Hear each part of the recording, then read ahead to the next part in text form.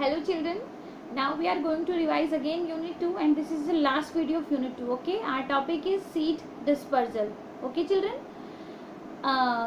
this plants grow from seeds and these seeds move with wind, water, birds to different places. आपको पता है कि plant seed से grow होते हैं और सीड्स जो मूव होते हैं वो हवा के ज़रिए, पानी के ज़रिए और बर्ड्स की हेल्प से इधर उधर मूव होते हैं. ठीक है, this entire process of spreading of seeds is called seed dispersal और इस पूरे प्रोसेस को बोलते हैं seed dispersal. Okay, why do seeds need to disperse? Seeds need to leave their parent plant to grow. आपको पता है सीड्स को ग्रो करने के लिए अपने पेरेंट प्लांट को छोड़ना पड़ता है. ठीक है, if all the seeds of plant fall just below the parent plant at one place. क्या होता है अगर सारे जो सीड्स होते हैं वो सब पेरेंट प्लांट के नीचे वो गिर जाते हैं और एक प्लेस पर इकट्ठे हो जाते हैं, means there will be no space. फिर वहाँ पर कोई जगह नहीं बचेगी लेफ्ट फॉर राइट और वाटर टू रीच देम, कि पानी ना तो इधर ना उधर, लेफ्ट और राइट में कोई स्पेस नहीं रहेगा कि पानी उन तक पहुँच जाए. ठीक है, so many seeds would die and not grow into plants at all. और फिर यही कारण है कि सारे सीड्स वो डिस्ट्रॉयड हो जाएंगे, नष्ट हो जाएंगे और फिर प्लांट्स में ग्रो नहीं होंगे. How to seeds disperse? There are different ways okay in which seeds move from one place to another. Let's first topic is those who help these seeds to move are called agents of dispersal. अब वो बात करें कि जिनके जरिए seeds का disperse होता है, सीड डिस्पर्स होते हैं, उनको बोलते हैं एजेंट्स ऑफ डिस्पर्सल. ओके बच्चों, let's talk about dispersal by water.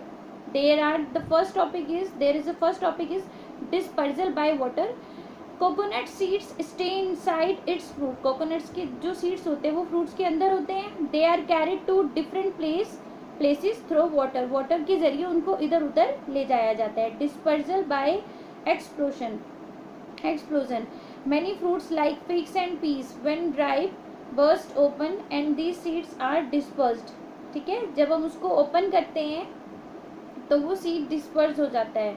ठीक है, dispersal by animals. Fruits of banyan trees are favorite of many birds who carry them in their beaks to different places. आपको पता है कि banyan tree पर जो fruits होते हैं वो काफ़ी birds को अच्छे लगते हैं, तो वो उनको अपनी beaks में कैरी करके इधर उधर ले जाते हैं. Dispersal by humans. Seeds stick to the clothes of people working in farms and move with them and may fall at different place. Dispersal of womens. जब वुमेन्स के जरिए सीड्स को मूवमेंट किया जाए. ठीक है, dispersal by wind. The silk cotton trees is known by different names in India. आपको पता है जो सिल्क कॉटन ट्रीज होते हैं वो इंडिया में काफ़ी अलग अलग नाम से जाने जाते हैं. It has beautiful red flowers that Bloom in summers. आपको पता है इस पेड़ पर, इस ट्री पर बहुत सुंदर रेड कलर के फ्लावर्स होते हैं जो गर्मियों में, जो समर्स में बहुत ज़्यादा ब्लूम करते हैं. ठीक है, its seeds are bound by cotton like hair and carried in air. Okay, now uses of plants. Importance of plants. Can you imagine how will earth be without plants? बच्चों आप लोग इमेजिन कर सकते हो कि बिना प्लांट्स की अर्थ कैसी होगी? कभी इमेजिन करिएगा please. If there are no plants left on earth there will be no life on it either. ठीक है, अगर कोई प्लांट्स नहीं होंगे अर्थ पर तो वहाँ पर कोई लाइफ भी नहीं होगी. This is because all living beings need oxygen to survive. आपको पता है हम सबको जीने के लिए ऑक्सीजन की ज़रूरत होती है which we get from plants. और ऑक्सीजन हमें कहाँ से मिलती है? प्लांट से मिलती है. ठीक है, you would be surprised to know that plants also help in rainfall. आपको ये जानकर भी सरप्राइज हो जाएंगे आप कि जो प्लांट्स होते हैं वो रेनफॉल मीन्स जो बारिश होती है उसमें भी हेल्प करते हैं. ठीक है, this means that plants also help in getting water. और इसीलिए इसका मतलब ये भी हुआ कि प्लांट की हेल्प से हमें पानी मिलता है, वाटर मिलता है. You would read about this in the unit 4. इसके बारे में हम यूनिट 4 में पढ़ेंगे. Now the next thing that human beings and animals need to survive is food. हम सबको जीने के लिए, सर्वाइव करने के लिए फूड की ज़रूरत होती है.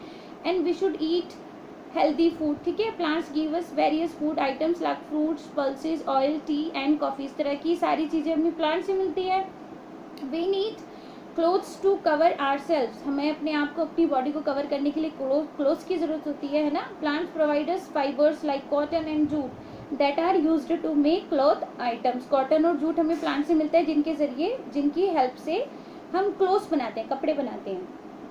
To keep our self safe from rain, heat and cold we need houses. आपको पता है पानी से, बारिश से, धूप से बचने के लिए हम सबको घर की ज़रूरत होती है। In many parts of the world wood from plants is used for making houses. आपको पता है पूरे वर्ल्ड में जो वुड होता है, जो लकड़ी होती है, वो प्लांट से हमें मिलती है और उसकी हेल्प से हम घर भी बनाते हैं, ठीक है, हाउसेज बनाते हैं। The furniture in your school and houses is also made from would. जो फर्नीचर आपके स्कूल में होता है, आपके घर में होता है, वो सब भी लकड़ी से बना होता है, ठीक है।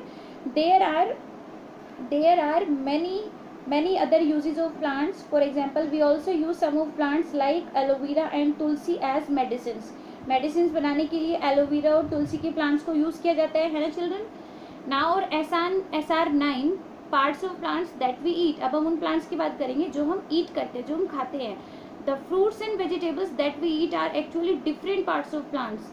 आपको पता है जो हम फ्रूट्स वेजिटेबल्स लेते हैं, खाते हैं, वो डिफरेंट पार्ट्स होते हैं प्लांट्स के। Let us look at some of them. Roots की बात करते हैं that we eat, beetroot, carrot, radish, turnip, we all eat these type of vegetables.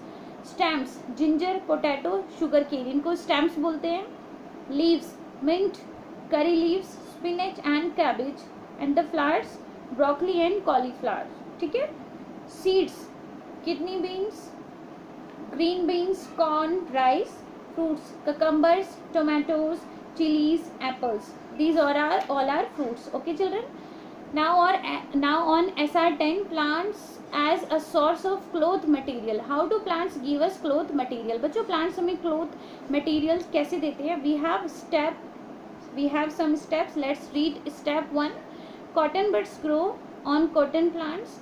When they become ripe, they are plugged. Cotton plants, आपको पता है जो cotton होती है वो प्लांट्स पर होती है, वो छोटे छोटे गोले गोले से उसके होते हैं ना, और जब वो रेडी हो जाते हैं फिर उनको तोड़ लिया जाता है। Step 2, cotton is then made into cotton yarn in factories. Cotton yarn में कॉटन को अच्छे से रेडी किया जाता है। These yarns are like big rolls of thread. जैसे धागे के बड़े बड़े रोल्स होते हैं उसको होते हैं। Step 3, the yarns are then send to factories. फिर ये फैक्ट्रीज में सेंड किए जाते हैं where they are made into cloth material called fabric.